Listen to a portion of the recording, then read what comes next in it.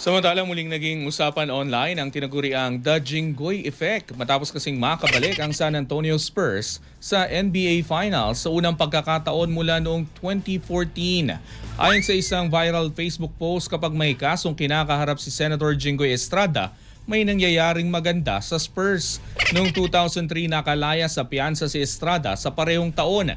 Nagkampiyon ang San Antonio sa likod ni Tim Duncan. Noong 2014 naman nang maaresto ang senador dahil sa PDAF scam case, muling nagkampiyon ng Spurs matapos talunin ang Miami Heat Big 3 sa finals. At ngayong 2026 matapos muling napasailalim sa legal na issue at nakulong sa Estrada, bumalik naman ang San Antonio sa NBA Finals. Kaya naman hindi tuloy napipigilan ng mga netizens na matawa sa isang conspiracy theory tungkol sa The Jinggoy Effect.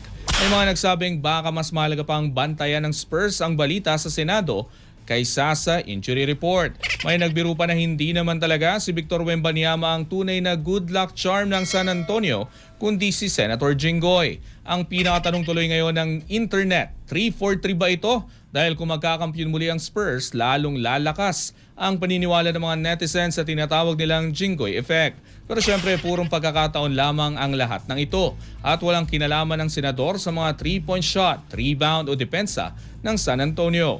Pero sa mundo ng social media, minsan sapat na ang tatlong pagkakataon para makabuo ng isang alamat. Manatiling nakatutok sa Abante, sundan kami sa aming mga social media accounts at huwag kalimutang mag-subscribe sa aming YouTube channel, DWAR Abante Radio, para sa mga eksklusibong balita.